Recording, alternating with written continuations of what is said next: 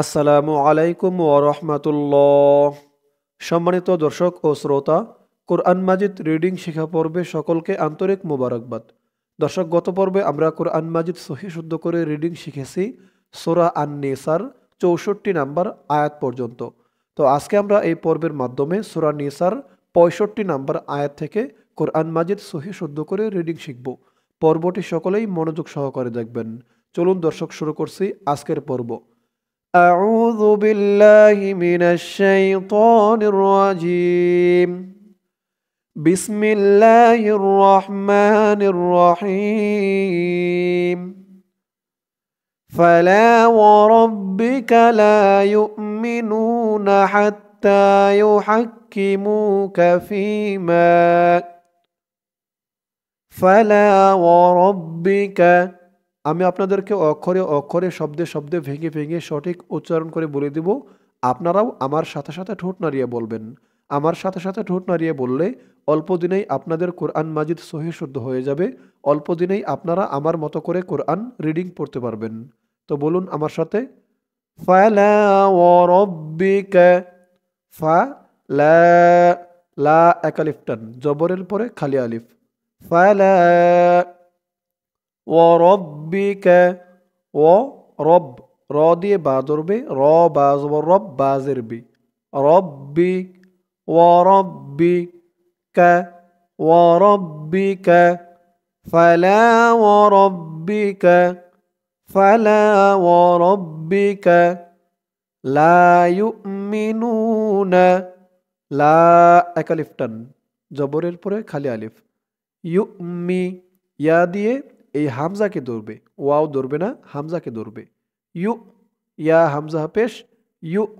লা you me নু, নু এক আলিফ টান, পেশের পরে ওয়াও সাকিন। লা ইউমিনুনা। ফালা ওয়ারাব্বিকা লা ইউমিনুনা হাত্তা, হা দিয়ে তা ধরবে, হা তা জবর হাত, তা খারা জবর তা, খারা জবর এক আলিফ টান। হাত্তা ইউ হাক্কি, হা দিয়ে কাফ ধরবে, হা কাফ জবর হাক, কাফ জের কি। ইউ হাক্কি মু কা, মু এক আলিফ টান, পেশের পরে ওয়াও সাকিন।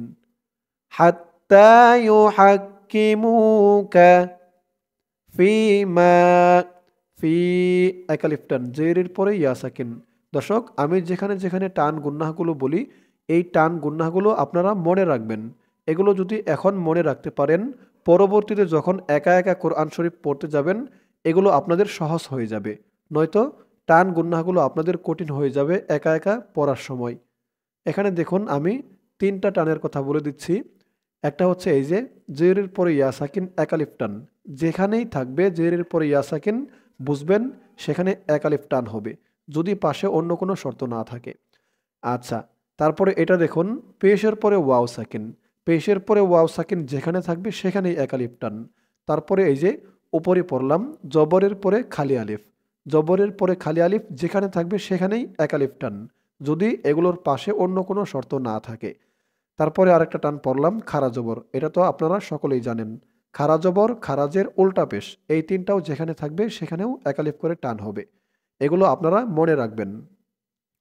হাত্তা ইউহাক্কিমুকা ফীমা ফালা ওয়ারাব্বিকা লা ইউমিনুনা হাত্তা ইউহাক্কিমুকা ফীমা শাজারা, শাজার, শাজার, ফিমা শাজার বাইনাহুম, বাই বা দিয়া ধরবে, বাই না হুম, বাইনাহুম ফিমা শাজার বাইনাহুম হাত্তা ইউহাক্কিমুকা ফিমা শাজার বাইনাহুম فلا وربك لا يؤمنون حتى يحكموك فيما شجر بينهم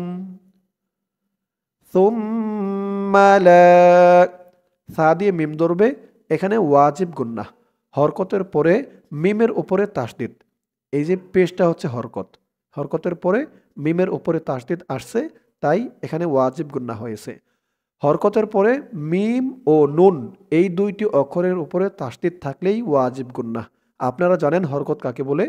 হরকত বলে এক জবর এক জের এক পেশকে। সা মিম পেশ সুম, মিম জবর মা, সুম্মা, লা, লা একালিফ টান, সুম্মা লা। এখানে একালিফ টান কেন হয়েছে আশা করি আর বলতে হবে না, বুঝতে পারছেন। সুম্মা লা ইয়াজিদু, ইয়াজিদু, দু একালিফ টান। এখানেও একালিফ টান কেন হয়েছে আশা করি বুঝতে পারছেন। সুম্মা লা ইয়াজিদু ফি, এখানে 3 আলিফ টান হবে মধ্যে মুনফাসিল। এখানে দেখুন প্রথমত কিন্তু একালিফ টান ছিল, জেরের পরে ইয়া সাকিন একালিফ টান ছিল, কিন্তু একালিফ টানের পরে আবার শর্ত আছে, মধ্যে মুনফাসিলের চিহ্ন দিয়েছে এই যে, তাই এখানে মধ্যে মুনফাসিল 3 আলিফ টান হয়ে গেছে একালিফ টানটা। আগে বলেছি যদি অন্য কোনো শর্ত না থাকে পাশে তাহলে সেই একালিফ একালিফই থাকবে, আর শর্ত থাকলে সেটা বিভিন্ন 3 আলিফও হতে পারে 4 আলিফও হতে পারে। ফি আনফুসিহিম, আন, হামজা দিয়ে নুন ধরবে, এখানে ইকফা নাকের ভিতরে লুকিয়ে গুন্নাহ করে পড়তে হবে, কারণ নুন সাকিনের পরে ইকফার 15 হরফের এক হরফ ফা আসছে। আনফুসিহিম, ফুসিহিম, সুম্মা লা ইয়াজিদু ফি আনফুসিহিম হারাজাম, হারাজাম, জিম দিয়ে পরের লাইনে তাসদিদ ওয়ালা মিম ধরবে। এখানে ঈদগামে বাগুন্নাহ গুন্না হবে, কারণ তানবিনের পরে ঈদগামে বাগুন্নার 4 হরফের এক হরফ মিম আসছে তাসদিদ সহকারে।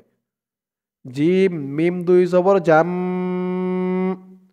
মিম দিয়ে আবার এই মিমকে ধরবে, মিম মিম জের মিম, এখানে আবার ওয়াজিব গুন্না। এই যে জের হরকতের পরে মিমের উপরে তাসদিদ, মিম মিম জের মিম, মিম আলিফ জবর মা, মিম মা, হারাজাম মিম মা, কদাইতা, কদাইতা, মিম্মা কদাইতা, ثم لا يجدوا في أنفسهم حرجا مما قضيت ويسلموا, ওয়ায়ুসাল, সিন দিয়ে লাম ধরবে, সিন লাম জবর সাল লাম জেল্লি, ওয়ায়ুসাল্লি মু, মু একালিফ টান, ওয়ায়ুসাল্লিমু তাসলিমা, তাস, তাসলি, লি একালিফ টান, তাসলিমা। এখানে অক্ফ করার কারণে মিমের উপরে 2 জবর আছে, এই 2 জবর থেকে 1 জবর বাদ হয়ে গেছে, 1 জবর বাদ হয়ে 1 জবর দিয়ে পাশে খালি আলিফ ধরে এক আলিফ টান দিয়ে পড়া হয়েছে, এটাকে বলে মধ্যে এওয়াজ। ওয়ায়ুসাল্লিমু তাসলিমা মিম্মা কদাইতা ওয়ায়ুসাল্লিমু তাসলিমা ثم لا يجدوا في أنفسهم حرجا مما قضيت ويسلموا تسليما ولو أنا, ولو আন, হামজা দিয়ে নুন ধরবে, এখানে ওয়াজিব গুন্না। ওয়াজিব গুন্না একটু আগে বলেছি আপনাদেরকে, হরকতের পরে নুন ও মিমের উপরে তাসদিদ থাকলেই ওয়াজিব গুন্না। তো উপরে আমরা পড়েছি হরকতের পরে মিমের উপরে তাসদিদ, এখানে হরকতের পরে নুনের উপরে তাসদিদ। হামজা নুন জবর আন, নুন আলিফ জবর না, ওয়ালাউ আন্না কাতাবনা কাতাব তা দিয়ে বা ধরবে এই বাটা হচ্ছে কলকলার হরফ ধাক্কা দিয়ে পড়তে হবে তাব কাতাব না না একালিফটান ওয়ালাউ আন্না কাতাবনা আলাইহিম আলাই আলাইহিম আলাইহিম ولو أنا كتبنا عليهم أن اقتلوا নিক নুন দিয়ে কফ ধরবে এই কফটাও কলকলার হরফ ধাক্কা দিয়ে পড়তে হবে নিক আনিক তু লু এখানে তিন আলিফ টান মধ্যে মুনফাসিল আনিক তুলু ولو أنا كتبنا عليهم أن اقتلوا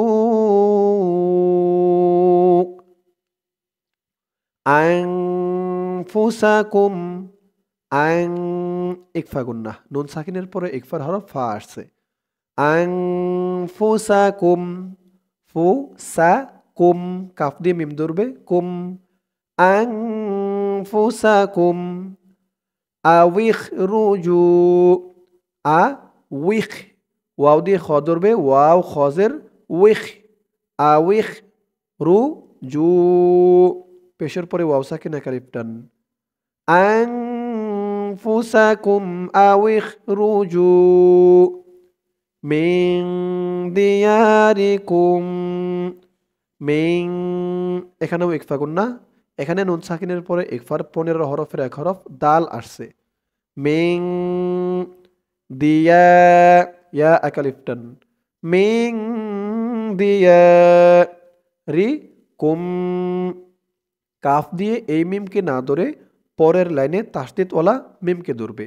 এখানে গুন্না হবে মিম সাকিনে ইদগাম কাফ মিম পেশ কুম মিম আলিফ জবর মা মিং দিয়ারিকুম মা ফাআলু ফাআলু লু একালিফটান ফাআলুহু أنفسكم أو اخرجوا من دياركم ما فعلوه إلا হামজা দিয়ে লাম ধরবে হামজা লামজের ইল্লাম আলিফ জবর লা লা একালিফটান ইল্লা কলি কলি লি একালিফটান জেরের পরে ইয়া সাকিন ইল্লা কলি লাম দিয়ে মিম ধরবে এখানে ইদগামে বাগুন্না তানবিনের পরে ইদগামে বাগুন্নার 4 হরফের এক হরফ মিম আসছে লাম মিম দুই পেশ লুম মিম দিয়ে আবার নুন ধরবে মিম নুন জের মিন কলিলুম মিন হুম মিনহুম ইল্লা কলিলুম মিনহুম মা ফাআলুহু ইল্লা কলিলুম মিনহুম এখান থেকে আমার সাথে বলুন ওয়ালাউ আন্না কাতাবনা আলাইহিম আন ইকতুলু আনফুসাকুম আও ইখরুজু মিন দিয়ারিকুম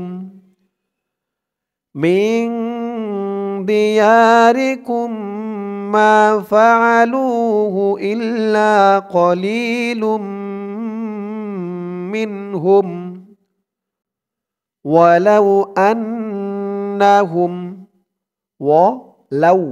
ওয়ালাউ আন হরকতের পরে নুনের উপরে তাসদিদ ওয়াজিব গুন্না আন্নাহুম ওয়ালাউ আন্নাহুম ফাআলু লু একালিফটান পেশের পরে ওয়াও সাকিন আন্নাহুম ফাআলু ওয়ালাউ আন্নাহুম ফাআলু মা ইউআযুনা মা একালিফটান ইউ একালিফটান মা ইউআযু যু একালিফটান মা ইউআযুনা বিহি খারাজের একালিফটান বিহি মা ইউআযুনা বিহি ওয়ালাউ আন্নাহুম ফাআলু মা ইউআযুনা বিহি লাকানা লা কা কা একালিফটান লাকানা লাকানা খয়রাল লাহুম খয় খ দিয়ে ইয়া ধরবে খয় র দিয়ে তাসদিদ ওলা লামকে ধরবে র লাম দুই জবর রল লাম জবর লা খয়রাল লাহুম লাকানা খয়রাল লাহুম ওয়া আশাদ্দা ওয়া আশাদ শিন দাল জবর সাদ দাল জবর দা ওয়া আশাদ্দা তাস তাস তা দিয়ে সা ধরবে তাস সার উচ্চারণটা একদম নরম হবে তাস জিব্বার মাথা উপরের দাঁতের মাথার সাথে লাগবে সার উচ্চারণটা করার সময় তাস বি বি একালিফটান জেরের পরে ইয়া সাকিন ওয়া আশাদ্দা তাসবি তা দুই জবরে অক্ফ হয়েছে তাই এক জবরকে বাদ দিয়ে এক জবর দিয়ে একালিফ টান দিয়ে পড়তে হবে মধ্যে এওয়াজ ওয়া আশাদ্দা তাসবিতা লাকানা খায়রাল লাহুম ওয়া আশাদ্দা তাসবিতা ওয়ালাউ أنهم فعلوا ما يوعظون به